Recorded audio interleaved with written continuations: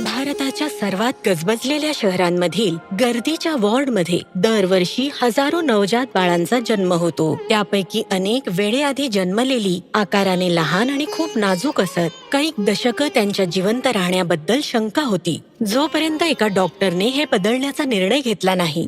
मानवीय दयेचे अमृत, डॉक्टर अर्मिडा फर्नांडेस, पद्मश्री 2026. कर्नाटकातील धारवाड या ऐतिहासिक शहरात 1943 मध्ये एका प्रेमळ खेळकर मुलीचा जन्म झाला, एका कवी आणि एका गृहिणीच्या घरी. लहानपणी आई आम्हाला नेहमी म्हणायची की तुम्ही गरिबांना द्या, देव तुम्हाला 100 पट देईल. वैद्यकीय शिक्षणात त्या आपल्या वर्गात अव्वल ठरल्या आणि पुढील शिक्षणासाठी धारवाडहून मुंबईला आल्या आणि त्या बनल्या बालरोग तज्ज्ञ. त्यांनी गरिबांसाठी काम करण्यासाठी मुंबईतील महानगरपालिका रुग्णालयात काम सुरू केलं आणि त्यावेळी नवजात मृत्यूदर पाहून त्या हादरून गेल्या.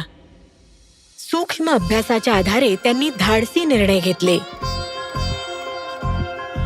अंघोळ बंद, ग्लुकोज पाणी बंद, टॉप मिल्क, पशु दूध बंद, इन्क्युबेटर वापरणंही बंद. ह्या सगळ्यामुळे इन्फेक्शन होत होते. त्याऐवजी तेल वापरले गेले, ऊब देणारे दिवे लावले गेले. संसर्ग कमी झाला, जगण्याचं प्रमाण वाढलं आणि संशय घेणाऱ्यांनाही पटलं. आज हेच उपाय जगभर वापरले जातात. पण त्यांचं सर्वात मोठं काम होतं आशियातील पहिली मानवी दूध बँक सुरू करणं.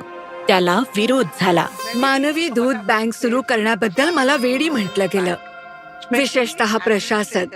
जेव्हा मला कर्मचारी नेमायचे होते, मला एका प्रशासकांना सांगावं लागलं की कृष्णाला त्यांच्या आईने नाही, यशोदेने आपले दूध पाजले. अगदी थोडंसं मानवी दूधही बाळांचं आयुष्य वाचवू शकत होतं.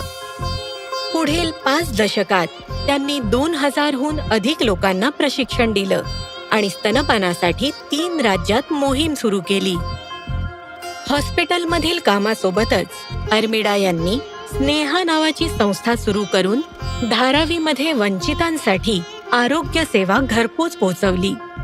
नवजात मृत्यूदर आणखी कमी करण्यासाठी आपण आईच्या वागणुकीत बदल घडवू शकतो, जेणेकरून त्या वेळेवर रुग्णालयात येऊन आपल्या बाळांचे प्राण वाचवू शकतील.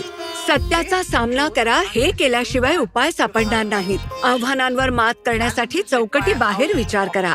काही काळापूर्वी मी याला डोकेदुखी म्हणत असे, आता याला म्हणतात इनोव्हेशन. मीच का असं विचारू नका. वेदनेतूनच बदल घडतो. आपल्यापर्यंत पोहोचू न शकणाऱ्यांपर्यंत आपण कसं पोहोचू याचा विचार करा. डॉक्टर अर्मिडा फर्नांडेस, पद्मश्री 2026.